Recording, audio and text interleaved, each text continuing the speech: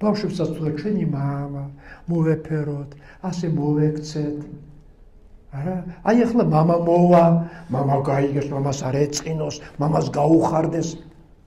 როგორი აღზრდა გამოგვივა ოჯახში? ბედნიერი, ხო? მამა მოვა და ბავშვები ჩამოეკიდა, მამა, ამას დიდი სიხარული რა არის? მამა მოვიდა და სულ არაფერი აქა სახლი, სხვანაირი გახდა სახლი. ხო? ხმაურიანი გახდა, მოძრავი გახდა. რაღაცა შეიცვალა.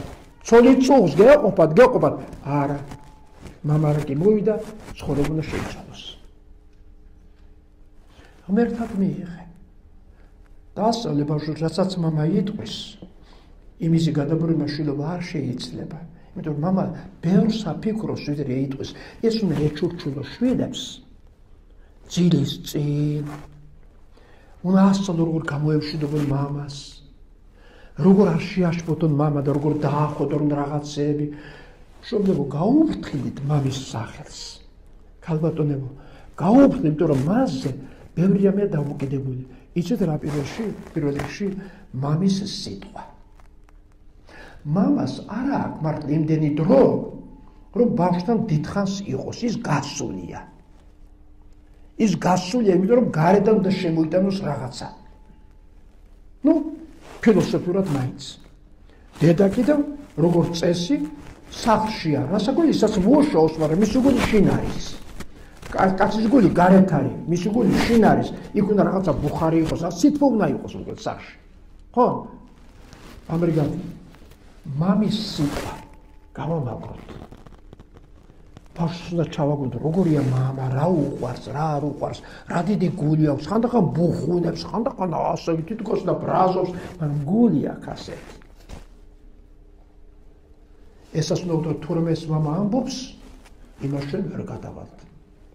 თხოვოთ მამას, მაგრამ თუ არ შეცვალა მისი აზრი, ეს შენთვის კანონია. აი ეს არის ჰუმანური ის კი არ არის, წალი დაკეთე რაც გინდა. გინდა თავში ქვა გიხლია. ეს არ არის ჰუმანურობა. არის ჰუმანურობა ურთიერთპატივისცემა, გაგება, უფროს უმცროსობა, დათმობა, მიიღება, აი ესა მთელი ჰუმანიზმის აზრი და რა თქმა უნდა სულიერება. ასწავლე ეს შენ შვილებს. ხო, და მაშინ რა მოხდება იცი? მამა რო ეტყვის თავის შვილს, შვილო შენი ჭირიმე. ძალიან დაგთხოვ, ეს არ გააკეთო რა. კი არ დაემუქრა, არ გაბედო, გთხოვ, არ გააკეთო თუ შეიძლება ეს. მაგრამ რაკი შვილის გულში მამა უკვე ჩასმულია, როგორც მისი ცხოვრების კეთილი ნაწილი, ის უკვე დაცულია იმ სივრცეებში, სადაც დაცვა აღარ ახლავს თან. მამაჩემ ამით როცა ჯარში მიდიოდა, მოხალისეთ, შვილო რაღაცა უნდა გითხრა და შემისრულებო, ძალიან კი მამა როგორ არ შეგისრულებ, 10 წლის ბიჭი ვარ. თავის პატარა კაბინეტში ჩამკედა და მოუგდება, აი შენ გაიზრდები და ვიღაცები პაპიროსს შემოგთავაზებენ, მაშინ სიგარეტები არ იყო და არ მოკიდო ხელია. კარგი მეთქი მამა.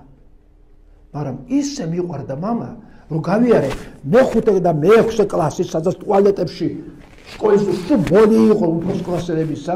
დავამთავრე უნივერსიტეტის პირველ კურსზე შევედი და იქაც სულ ბოლი იყო პირველ კურსელების, აბა რა გორა, ისინი უკვე ჰო, და გოგების დგანან ასე თითქოს და კანტის ფილოსოფიას ეთამაშებიან. რა? ჯარსაც გაუწევი შეკრებებზე. იქაც სულ ყველა ეწევა, აბა მე არ მოვწიო, არ მამას, მამის სიტყვა. გამიგეთ აი, მაგრამ ყველანაირი მამისა ხანდახან ჯიუტად წახვალ ჯიბრით წახვალ მამის სიტყვის ნახვდებ. ჯიუტად რატომ? იმიტომ რომ წარსული არ ახლოს, წარსული ცუდი იყო, წარსული ბუხუნი იყო, ჭხუბი იყო, გაუგებრობა იყო, მამის რაღაცა სიმკაცრები და რაღაცა და არ მინდა ახლა მამა, მე უკვე დიდი ვარ. და ვაკეთებ რასაც მინდა. მამის სიტყვა გაქრა, ეს გაქრა აღზრდა დაჭიანდა.